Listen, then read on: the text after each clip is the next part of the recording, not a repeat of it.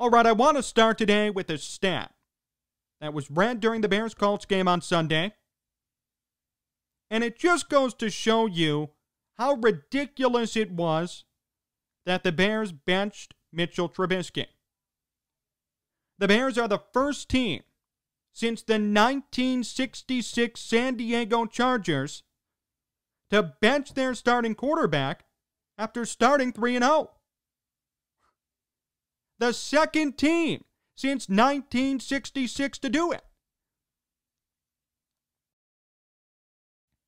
That year that the Chargers did it, they had a new quarterback come in for 3 games, went back to their starter, finished 8-7-1, missed the playoffs. They started 3-0, they finished 8-7-1, there was no chance of them getting in. When I heard that stat, I immediately asked myself, does anyone else know about this? Does Matt Nagy know about this, or the media? It doesn't seem like it to me. If they did, they threw it off to the side to help create a narrative. From the very beginning of this season, everyone was out for Trubisky's head. Everyone said there's no chance he should start. The guy goes 3-0 and gets benched, which shows me that there was already a plan to make sure he didn't succeed. Matt Nagy and the Bears didn't want him to succeed. That's my take. Because there's no logical explanation for benching somebody who's undefeated. The guy doesn't lose, and you bench him.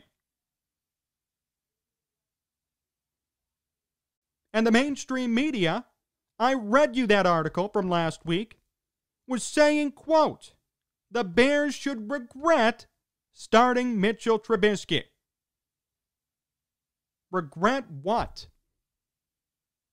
They were 2-0 to start the season. There are no regrets. There's nothing to be ashamed of. There's nothing to think differently. It's pretty obvious that it worked. It was working until you came in and tinkered with it and screwed it up. Well, Bears fans, Bears media, I guess too, you got what you wished for on Sunday. You really did. You wanted Nick Foles so bad, you begged and cried for Matt Nagy to make the switch because for some reason Mitchell Trubisky wasn't doing good enough. And now you got your answer. Be careful what you wish for. Really be careful what you wish for. Everyone wished for Nick Foles, and they got him, and now people are wondering, oh, did we make the right choice? That facial expression, that was everybody's reaction on Sunday. People couldn't believe what they saw. When people write up articles saying, Super Bowl MVP returns to the field, Super Bowl MVP is the new starter of the Bears, that's misleading. But that's the narrative that was pushed. What should have been written is Jacksonville's backup from last year now starting for the Bears. Or the guy who lost his job to Gardner Minshew is now starting over Mitchell Trubisky. Instead of fawning over Nick Foles, calling him a Super Bowl MVP, let's call him what he really is. A journeyman stopgap quarterback who had lightning in a bottle over a 6-game stretch one time in his career. That's who Nick Foles is. If you don't like it, I encourage you to go look at his stats and tell me that I'm wrong. Find numbers that tell me I'm wrong. You won't find any. And that's what people believe is better than Mitchell Trubisky. You can't make this stuff up. A guy who had a good 6 games is better than the 2nd overall pick for the Bears. How is that possible? How can you say that? I said this from the beginning of the year. The Bears have every incentive to start Mitchell Trubisky until he makes colossal mistakes in which you take him out. He's the young guy. His option has been declined. This is literally it on his career. He has one more year to make himself a good quarterback, to make himself the face of the franchise. Why not give him a fair shot? You have nothing to lose. By submitting to Nick Foles, by putting him in, what you're saying is that you'd rather have another stopgap quarterback instead of a possible franchise quarterback, a young guy who could still turn it around.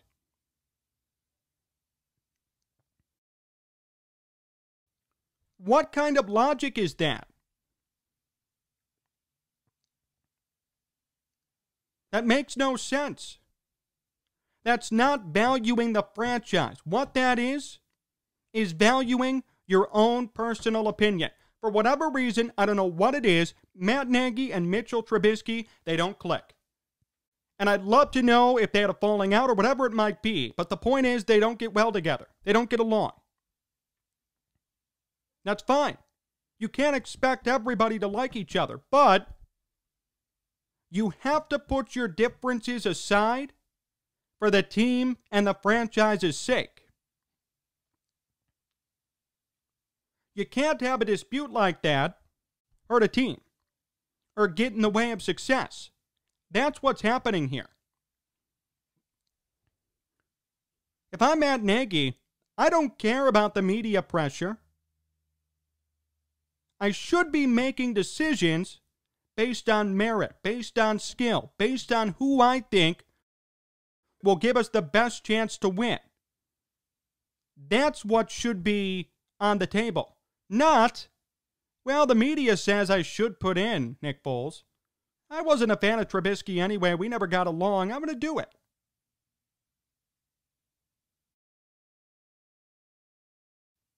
I thought the head coach was supposed to be an ambassador for the franchise.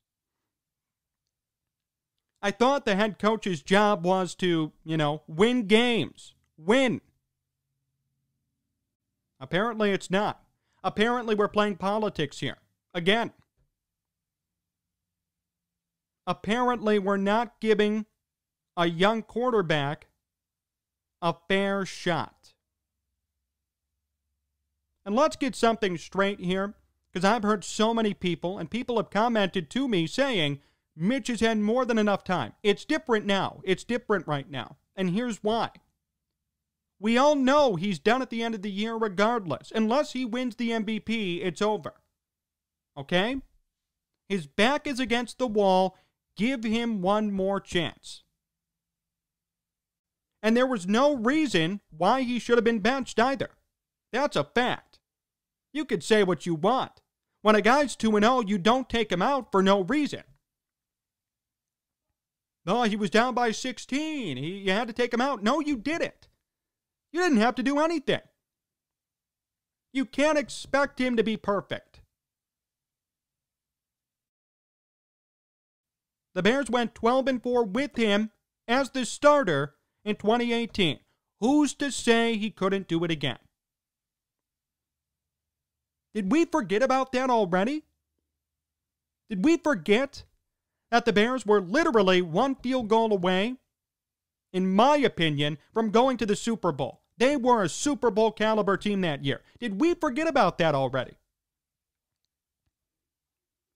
Why are we so quick to move on from a guy who was drafted second overall? Why are we throwing him to the dogs already? You do realize that Nick Foles is a career-long backup. He is a stopgap quarterback. You could sit there and say he's a Super Bowl MVP. The truth is he's a stopgap.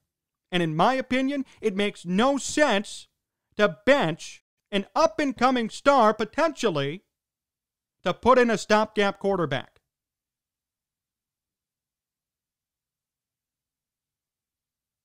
Do what's best for the team. Do what's best for your future.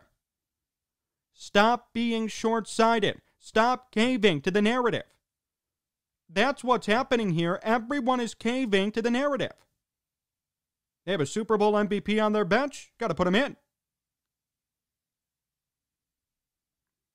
Mitchell Trubisky's 2-0. Doesn't matter. Got to put him in. Super Bowl MVP. That goes first. That's priority number one. How is a Super Bowl MVP sitting on the Bears bench? Don't listen to that.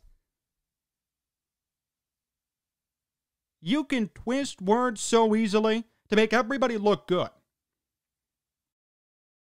It's so easy to do that. Robert Horry was a 6-time NBA champion. Yet we all know who Robert Horry is. Decent player, not a Hall of Famer, not even close. Nick Foles, Super Bowl MVP? Yeah, take a look at any other game he's played besides that 6-game stretch for Philadelphia. Please do it. And then you'll see what he really is. What he really is an average stopgap quarterback who had 6 good games. That's it. There's nothing else there. So I don't understand why so many people were so shocked that Foles did nothing on Sunday. It's not a surprise. For all of you who thought he'd be the Super Bowl MVP again, you're wrong. And I knew it. We all knew it. You can't expect a guy 3 or 4 years removed from that season to do it again automatically in a brand new environment with a new team and a new coach. Frank Reich and Doug Peterson are not calling every shot now. It's Matt Nagy and it's Nick Foles to an extent. Nick Foles succeeded because of the environment he was in and the system he was in, not because he's good. And his true colors came out on Sunday.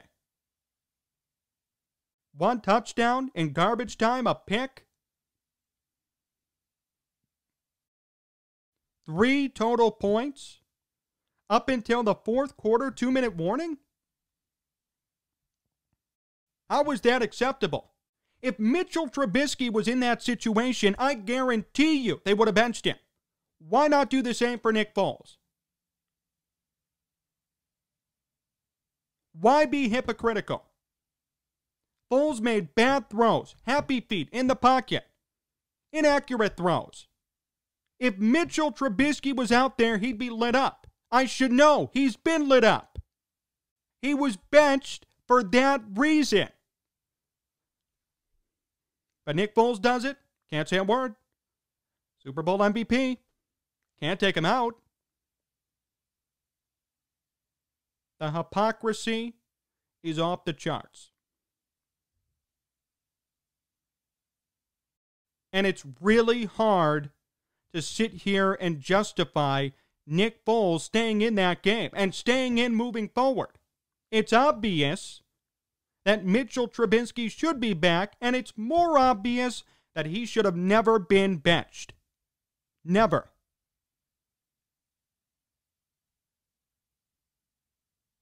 The Bears should regret playing him. No, they shouldn't.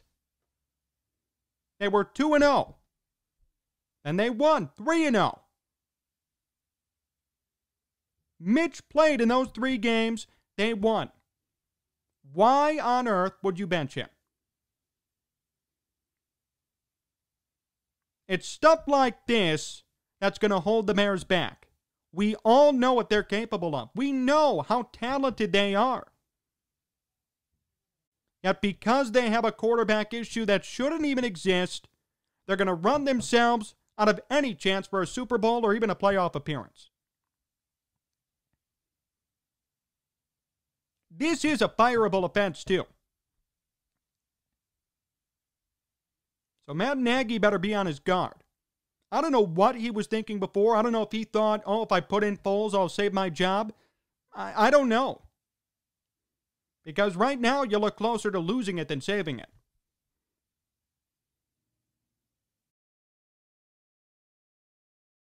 I'm not surprised that this happened.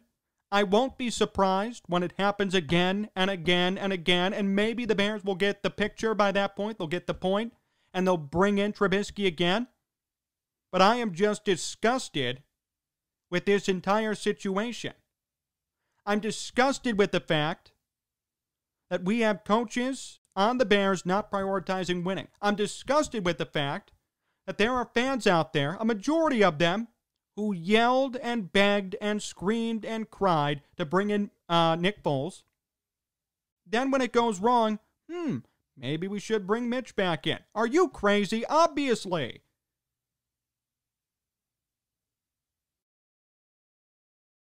It's a disgrace to Mitch. And for all of you who've come after me and come after him saying he's had more than enough time, he deserved to be benched, I ask you, is this any better? Is what Nick Foles did on Sunday any better than what Mitch would have done? The answer is a resounding no, case closed. Put in the young guy. There's nothing to lose. There's everything to gain.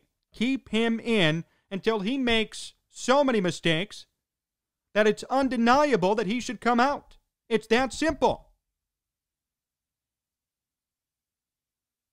I'm a 20-year-old kid and I can tell you that. Stop being short-sighted. Stop favoring a Super Bowl MVP who we all know is a fraud. He's not a real Super Bowl MVP. He played 6 good games. He's a backup for Jacksonville. That should be the headline.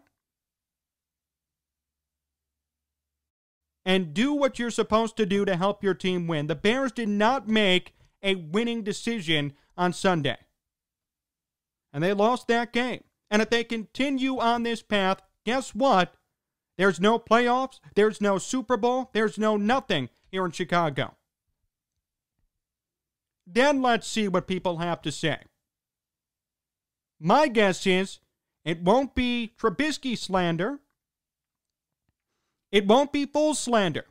It'll be Nagy slander. More to come here on Sports Talk Chicago. My interview with David Sampson comes up next, so stay tuned.